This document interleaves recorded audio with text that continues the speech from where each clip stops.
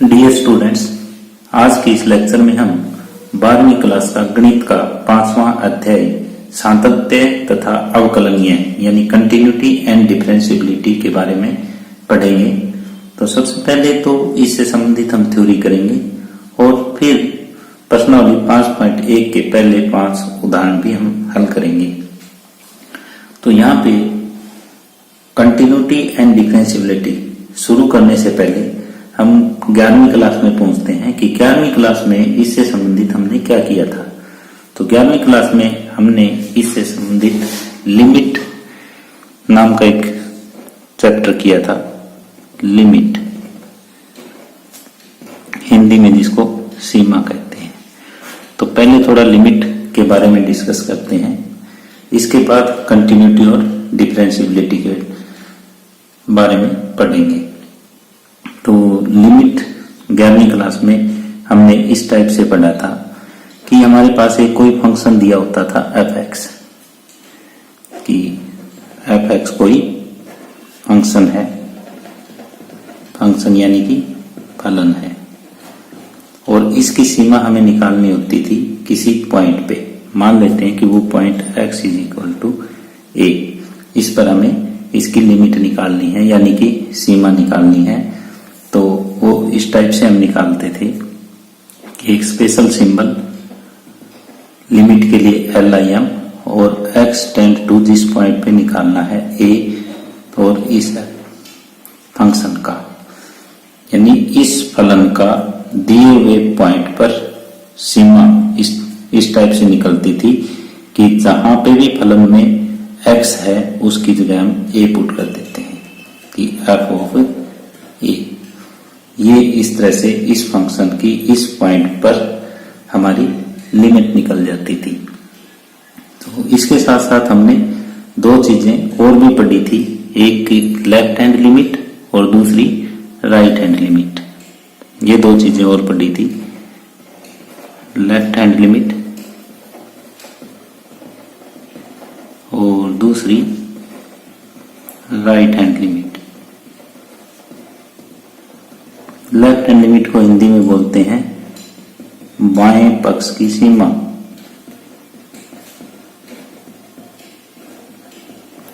और right hand limit को बोलते हैं दाएं पक्ष की सीमा। अब हमारे पास ये क्वेश्चन अराइज होता है कि हम लेफ्ट हैंड लिमिट कैसे ज्ञात करते थे और राइट हैंड लिमिट कैसे ज्ञात करते थे। तो इसके लिए ये हम x एक्सिस और y एक्सिस की सहायता लेंगे। तो ये हमारा x एक्सिस और ये y एक्सिस। तो यहाँ पे जितनी भी वैल्यू y एक्सिस की तरफ हम ध्यान नहीं देंगे, सिर्फ x एक्सिस की तरफ देंगे। तो इधर जितनी भी वैल्यूज होती थी वो सारी की सारी पॉजिटिव, यानी राइट हैंड की तरफ पॉजिटिव, और जो लेफ्ट साइड में है वो सारी की सारी वैल्यूज हमारी नेगेटिव होती थी। लेफ्ट हैंड साइड में नेगेटिव और राइट हैंड साइड में पॉजिटिव। ये आपको सिर्फ लेफ्ट हैंड लिमिट और राइट हैंड लिमिट के सिंबल के लिए बता रहे हैं कि अगर आपने लेफ्ट हैंड लिमिट लेनी है तो जो सिंबल है वो नेगेटिव आएगा, और राइट हैंड लिमिट लेनी है तो सिंबल जो है वो पॉजिटिव। और इसका लिखने का तरीका इस टाइप से होगा, जैसे लेफ्ट हैंड लिमिट यानी बाएं पक्ष की सीमा इसी फंक्शन पे जो हमें f(x) दिया हुआ है और x = a जो बिंदु दिया हुआ है इस पर। तो लेफ्ट हैंड लिमिट में वही symbol limit x tend to a negative, यानी लेफ्ट के लिए a के ऊपर नेगेटिव, और जो ये a नेगेटिव हमने लिखा है ये केवल सिंबल है, ओनली सिंबल है, और इसका कोई प्लस या माइनस का मतलब नहीं है। और यहाँ पे लिखेंगे f(x). अब इसको सोल्व करने के लिए हम इस टाइप से करते थे कि put x = a minus h, अगर ऊपर माइनस है तो माइनस h। अब x की जगह हमें a लिखना है, तो a बराबर a माइनस h, यानी माइनस h बराबर 0, तो h की वैल्यू भी 0, यानी h टेंड टू 0। तो इसको अगर लिखना है लिमिट को तो ये इस टाइप से हो जाती थी कि सिर्फ एल टी भी लिख सकते हैं, एल आई एम भी लिख सकते हैं, दोनों लिख सकते हैं। तो limit H tend to 0 F और एक्स की जगह क्या लिखना है, ए माइनस एच। तो ये दोनों की दोनों चीजें बराबर होती है कि limit x tend to a negative f x और limit H tend to 0 a x की जगह ए माइनस एच। तो ये लेफ्ट हैंड लिमिट निकालने का हमारे पास तरीका था। इसी तरह से राइट हैंड लिमिट किस तरीके से निकलती थी, इसमें राइट हैंड की तरफ ये पॉजिटिव है तो limit x tend to a positive, यहाँ ए पॉजिटिव है, ये केवल सिंबल है, और किसका, एफ एक्स का।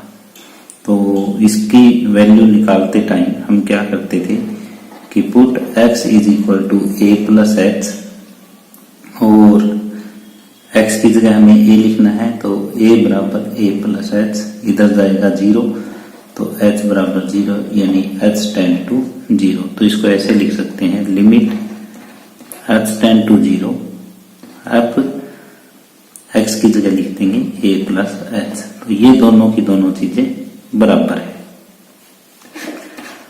तो हमने 11वीं क्लास में सीमा के बारे में पढ़ा, यानी लिमिट के बारे में पढ़ा कि लिमिट क्या होती है, लेफ्ट हैंड लिमिट क्या होती है, राइट हैंड लिमिट क्या होती है।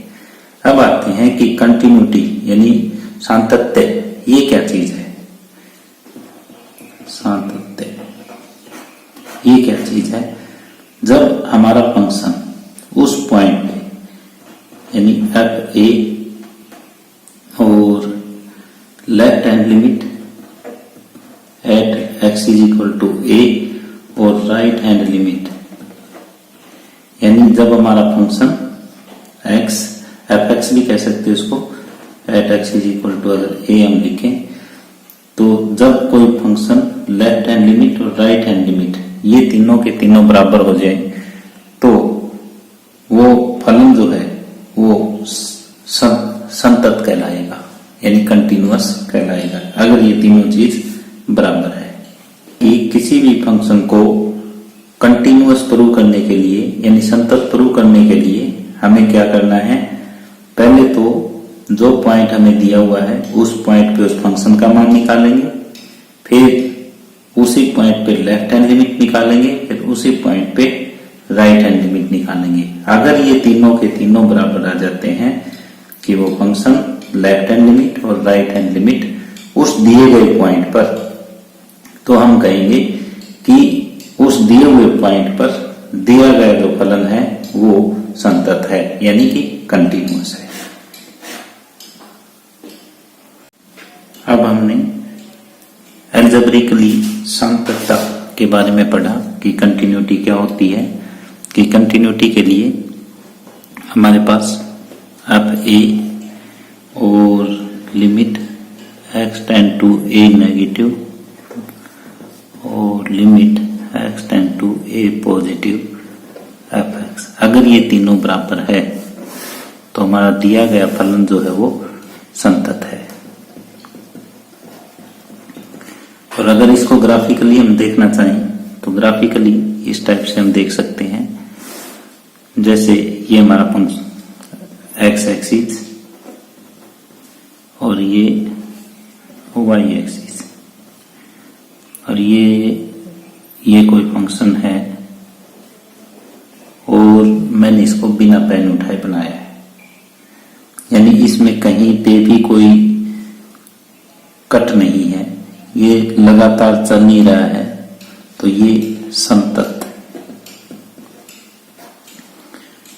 फलन का ग्राफ है। अगर इसी कड़ी में हम आगे बढ़े, जैसे ये फंक्शन मैंने एफ एक्स लिया था, अब एक फंक्शन इस टाइप से लेता हूं मैं, ये एक्स एक्सिस, ये वाई एक्सिस। अब एक विशेष पॉइंट पे ये ग्राफ यहाँ आके रुक गया और फिर दोबारा इसी पॉइंट से यूं चलता है, फिर ये यहाँ पे रुक गया और फिर ऐसे चलता है। यहाँ हम जैसे मान लेते हैं कि ये x is equal to a है और यहाँ पे x is equal to b है। यहाँ ये ग्राफ हम देख रहे हैं कि बिना पेन उठाए नहीं बन रहा। यहाँ पे पेन उठा के यहाँ रखा हमने, यहाँ पे पेन उठा के यहाँ रखा, यानी बीच में कहीं ना कहीं कट लगे हुए हैं इस ग्राफ में। तो जैसे x is equal to a के ऊपर, इसका मतलब ये है कि x is equal to a पे ये कट लगा हुआ है, x is equal to b पे भी ये कट लगा हुआ है। तो ये दो वैल्यूज आने का कारण ये है कि इसमें जो x इज इक्वल टू ए से जो स्लाइटली यानी थोड़ी सी छोटी वैल्यूज है उनका मान अलग है, और जो x इज इक्वल टू ए यानी यहाँ पे जो लेफ्ट हैंड लिमिट है और राइट हैंड लिमिट है वो दोनों अलग अलग है। इसी तरह से b पर भी लेफ्ट हैंड लिमिट का मान अलग है, राइट हैंड लिमिट का मान अलग है। तो ये फलन संतत नहीं है।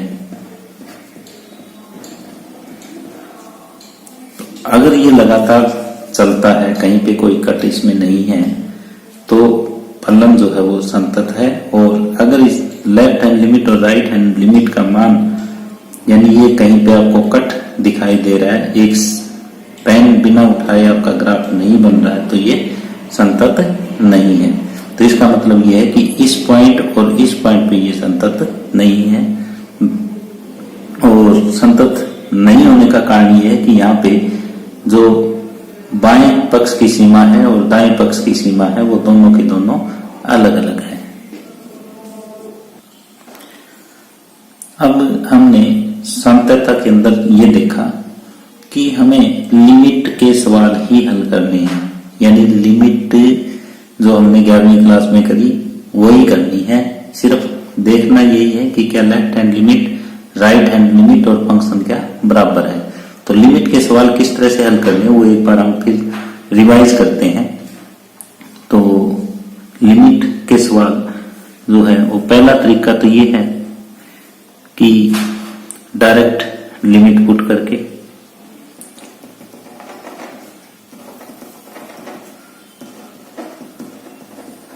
जैसे हमें ये दे रखा है limit x tend to a और यहाँ फंक्शन दिया हुआ है और x की जगह a लिख दें और ये लिमिट का सवाल हल हो जाता है। दूसरा, इसमें प्रॉब्लम तब आती है जब हमारा डिनोमिनेटर यानी हर जो है वो शून्य हो जाए। ये लिमिट रखने से हर क्या है शून्य हो जाए, यानी लिमिट रखने से यदि हर आपका शून्य हो जाए तो हमें क्या करना है, तब हमें फैक्टर करके यानी गुणनखंड करके और जो हर को जीरो बना रहा है वो फैक्टर खत्म कर देना है, यानी गुणनखंड करके और इसमें जो गुणनखंड जीरो बना रहा है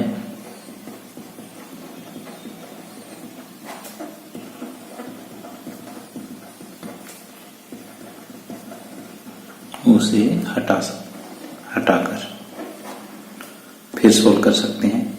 और तीसरा जो मेथड है उसमें अगर हमें वर्गमूल वाली संख्याएं दे रखी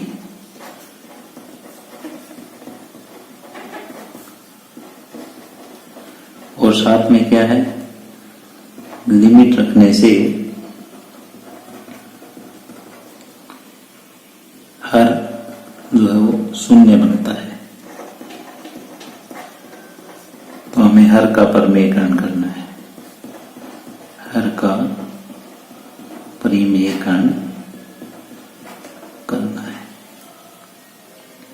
और फिर बाद में शून्य नहीं आएगा, डायरेक्ट लिमिट पुट कर सकते हैं। और चौथा जो मेथड है वो लेफ्ट हैंड लिमिट और राइट हैंड लिमिट ज्ञात करके कर सकते हैं। और ये प्रत्येक प्रत्येक सवाल में ये वाला मेथड लागू हो जाएगा। यानी यहाँ पर लिमिट यानी सीमा ज्ञात करने के लिए हमें 4 मेथड प्राप्त हुए हैं। पहला डायरेक्ट लिमिट पुट करके, अगर हम डायरेक्ट लिमिट पुट करते हैं और उसका हर अगर शून्य आ जाए तो हम अस और हर के गुणनखंड करेंगे और जो गुणनखंड शून्य बना रहा है वो हटा देंगे और फिर लिमिट पुट कर देंगे, तो हमारा लिमिट का मान आ जाएगा। और अगर हमें वर्गमूल दे रखा है, लिमिट रखने पे उसका हर जो है वो शून्य बनता है, तो हर का परिमेयकरण करेंगे तो फिर बाद में हर की जगह शून्य नहीं बनेगा और परिभाषित हो जाएगा हमारा फंक्शन। और चौथा मेथड, हम बाएं पक्ष की लिमिट निकाल लें, दाएं पक्ष की लिमिट निकाल लें। तो इस मेथड से, चौथे मेथड से हर एक सवाल आपका आसानी से हल हो सकता है। तो ये 4 जो विधियां हैं, सारे के सारे सवाल इन विधियों से आपके हल हो जाएंगे। तो अब आगे हम उदाहरण 1 से उदाहरण 5 तक करेंगे। उदाहरण 1 है कि x बराबर 1 पर फलन f(x) बराबर 2x + 3 के सातत्य की जांच कीजिए। यानी ये इस पे कंटिन्यूटी की जांच करनी है हमें कि ये जो फंक्शन दिया हुआ है ये कंटिन्यूअस है या नहीं है। तो सबसे पहले ये देखो कि क्या दिए गए बिंदु पर हमारा जो फंक्शन है वो परिभाषित है या नहीं है। अगर ये परिभाषित है फिर ही हम आगे चलेंगे। तो सबसे पहले हम यह देखते हैं कि f(x) जो है x बराबर 1 पर परिभाषित है या नहीं। तो यहां पर देखें कि f(1) रखो तो 2 गुणा 1 + 3, 2 + 3 और ये आ गया 5। तो यहाँ पे x बराबर 1 पर f(x) जो है वो परिभाषित है। अगर ये परिभाषित है तो फिर पहले तो बाएं पक्ष की सीमा निकालेंगे, फिर दाएं पक्ष की सीमा निकालेंगे। बाएं पक्ष की सीमा यानी कि लेफ्ट हैंड लिमिट किस पर, x = 1 पर। तो ये हो जाएगा लिमिट x टेंड टू 1 बाएं के लिए या माइनस, और जो फंक्शन है वो हमारे पास 2x + 3 है। तो हम यहाँ क्या पुट करेंगे कि पुट 1 - h = x, और यहाँ पे x की जगह अगर हम 1 लिखेंगे तो 1 - 1 0 और ये h टेंड टू 0। तो नई लिमिट ये आ जाएगी हमारे पास, limit h tend to 0, 2x की जगह 1 - h और प्लस में 3। अब h की जगह 0 लिख देंगे तो ये होगा 2 गुणा 1 - 0 + 3, 2 + 3 ये है 5। ये थी हमारी बाएं पक्ष की सीमा। अब दाएं पक्ष की सीमा निकालेंगे हम। दाएं पक्ष की सीमा यानी कि राइट हैंड लिमिट।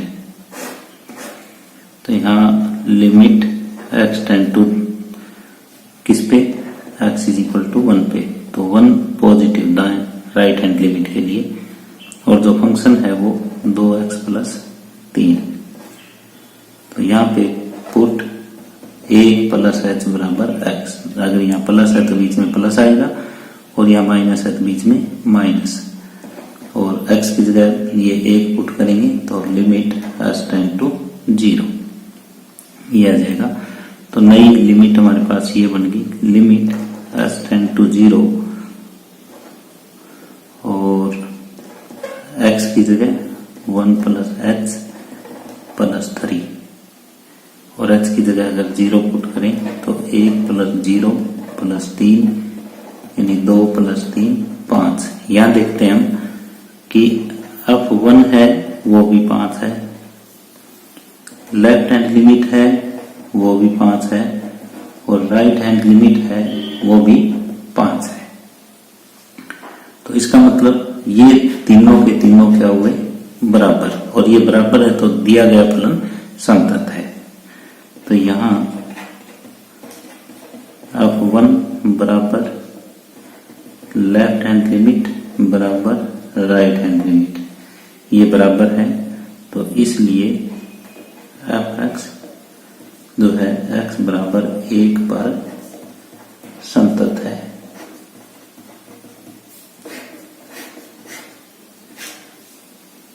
इस तरह से हमारा उदाहरण नंबर 1 कंप्लीट हुआ। आगे हम उदाहरण नंबर 2 देखते हैं। जांचिए कि क्या फलन fx बराबर x स्क्वायर x बराबर 0 पे संतत है। तो सबसे पहले हमें ये जांच करना है कि क्या दिया गया फलन x बराबर 0 पे परिभाषित है। तो सबसे पहले हम यह जांच करते हैं कि दिया गया फलन x बराबर 0 पर क्या परिभाषित है। देखो कि f0 कितना हो जाएगा, x की जगह 0 लिखेंगे, 0 का वर्ग यानी 0, और ये क्या हुआ, ये परिभाषित है। परिभाषित है तो हम अब आगे बढ़ेंगे, साथ में हमारा f0 का मान भी आ गया। बाएं पक्ष की सीमा,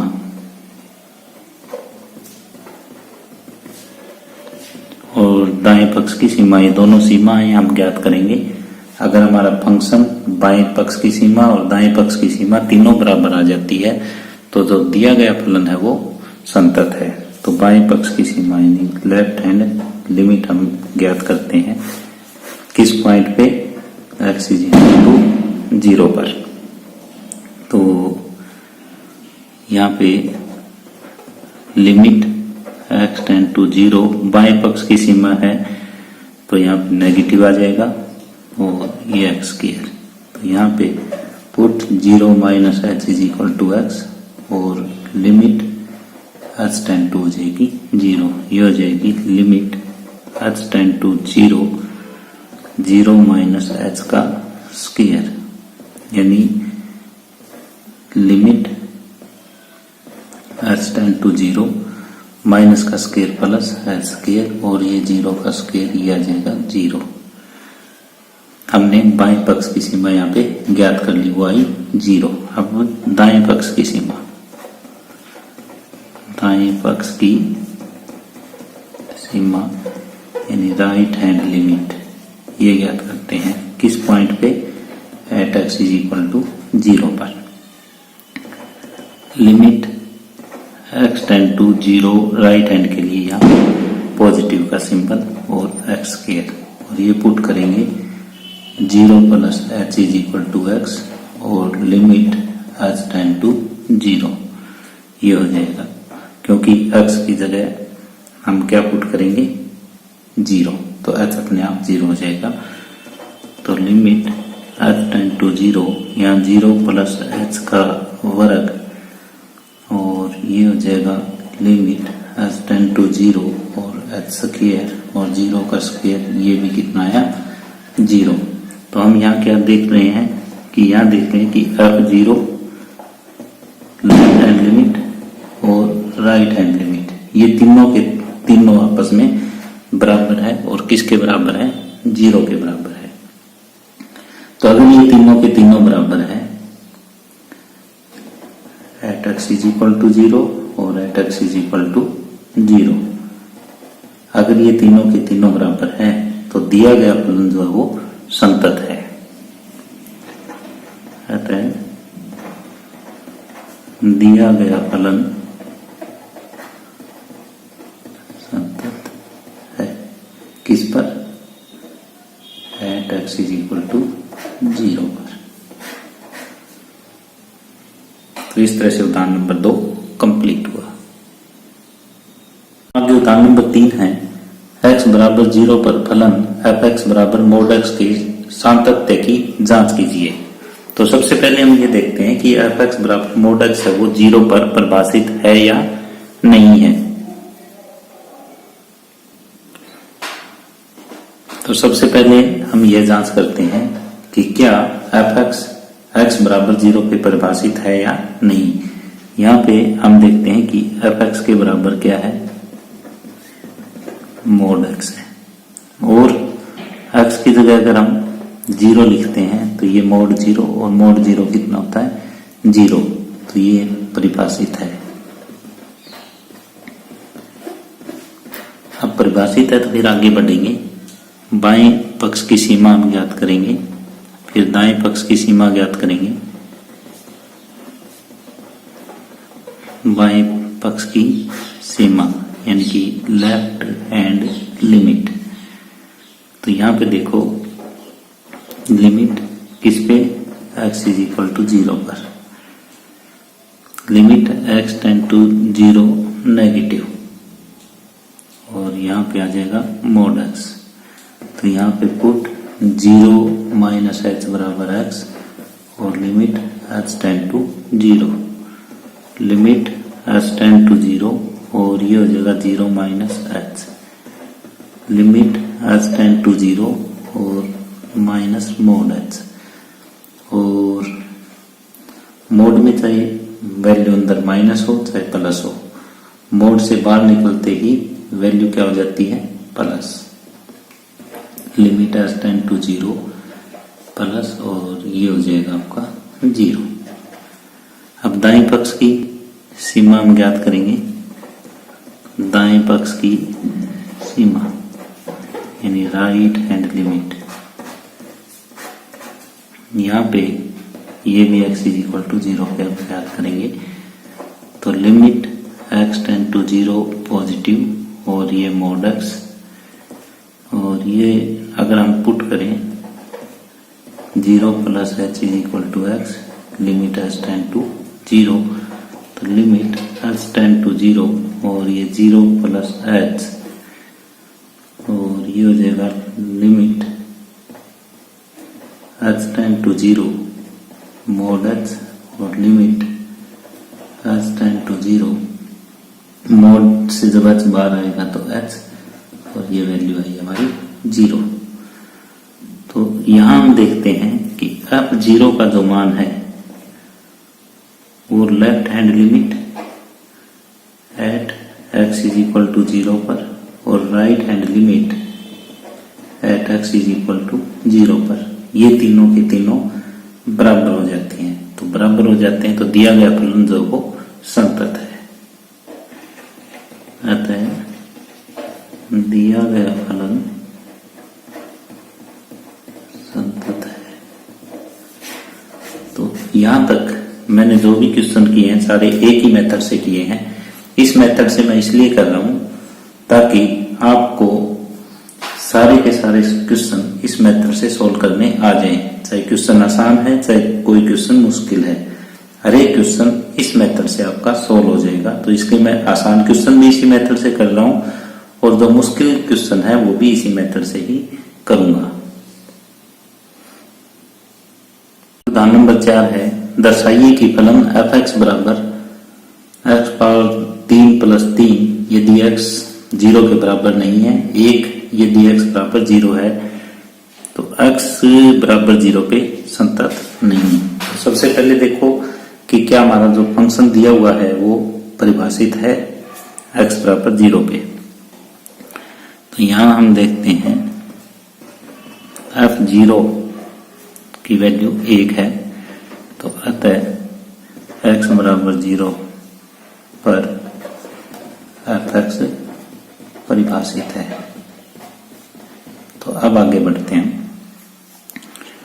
बाएं पक्ष की सीमा निकालेंगे, यानी कि लेफ्ट हैंड लिमिट हम याद करेंगे। तो इसके लिए limit x tend to 0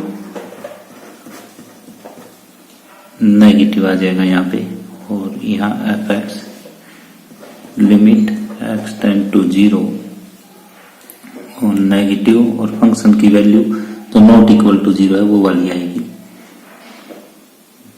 x power 3 plus में 3। अब पुट 0 माइनस एच बराबर x limit 0 x tend to 0, तो यह लिमिट एच टेंड टू 0 और ये 0 माइनस एच पावर 3 प्लस में 3। तो अब यहाँ पे हम 0 लिखेंगे, माइनस 0 की पावर 3 प्लस 3, तो ये वैल्यू आई 3। तो अब यहाँ देखो, जब f0 और लेफ्ट हैंड लिमिट यही आपस में बराबर नहीं है तो जो फंक्शन जो हमारा वो कंटिन्यूअस नहीं होगा।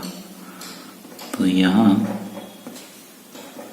f0 का मान बराबर नहीं है किसके, limit x tend to 0 negative of f x के, यानी लेफ्ट हैंड लिमिट के बराबर नहीं है। अतः जो फंक्शन हमें दिया हुआ है एफ एक्स एक्स बराबर 0 पर संतत नहीं है।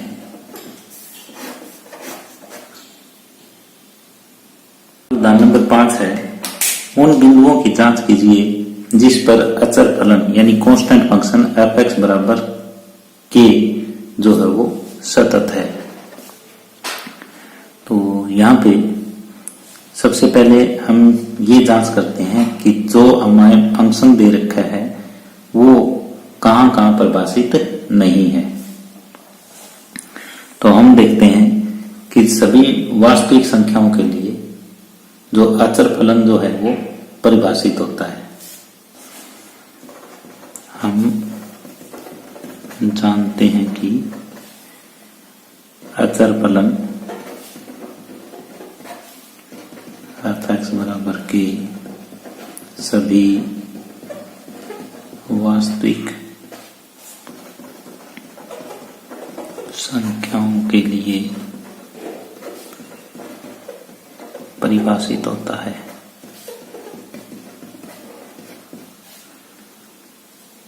तो ये सभी वास्तविक संख्याओं के लिए परिभाषित होता है, ये चीज हम जानते हैं। तो अब कोई वास्तविक संख्या हम सी लेते हैं। अब कोई वास्तविक संख्या सी लेते हैं जहां पे x का मान c रखने पे इसकी वैल्यू k आ जाती है। तो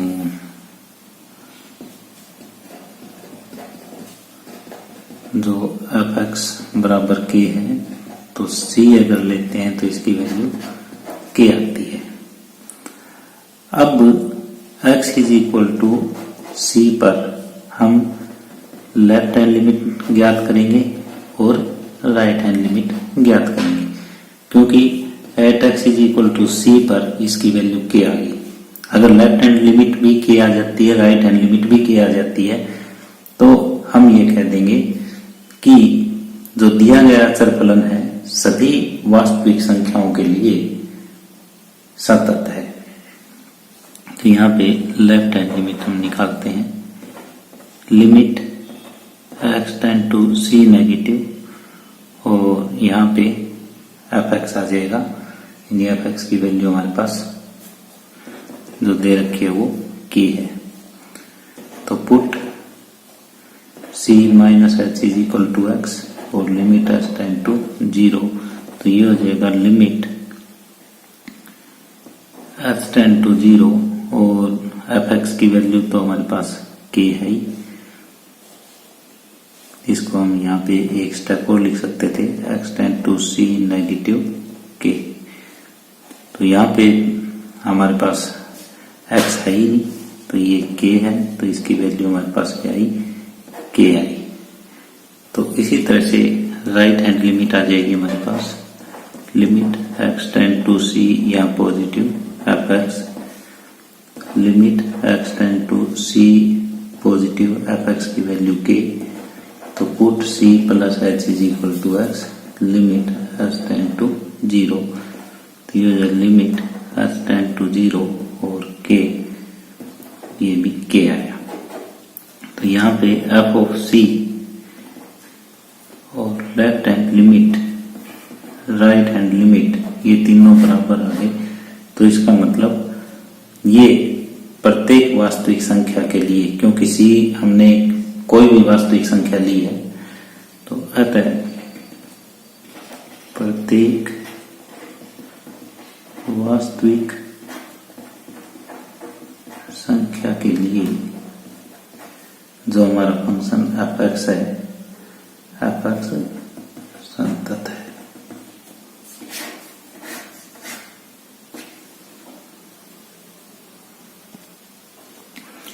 एक बार इस क्वेश्चन को हम रिवाइज कर लेते हैं। तो सबसे पहले ये देखते हैं कि जो हमारा अचर फंक्शन है वो परिभाषित कहाँ होता है। तो अचर फलन जो है वो सभी वास्तविक संख्याओं के लिए परिभाषित होता है, ये चीज हम जानते हैं। तो फिर सभी वास्तविक संख्याओं के लिए परिभाषित होता है, हर एक वास्तविक संख्या के लिए इसका मान क्या है, वो के होगी। तो कोई वास्तविक संख्या हमने सी ले ली, तो वहां पे भी इसका मान क्या होगा, के होगा। यानी ये सभी वास्तविक संख्याओं के लिए परिभाषित है, सभी वास्तविक संख्याओं के लिए एफ एक्स का मान के होगा। तो कोई संख्या हमने सी ली जिसका मान इस फंक्शन में रखने पे के आता है, फिर हमने लेफ्ट हैंड लिमिट निकाल दी, राइट हैंड लिमिट निकाल दी। तो function left hand limit, right hand limit तीनों जब बराबर आ गई, तो इसका मतलब ये प्रत्येक वास्तविक संख्या के लिए दिया गया फंक्शन जो है वो संतत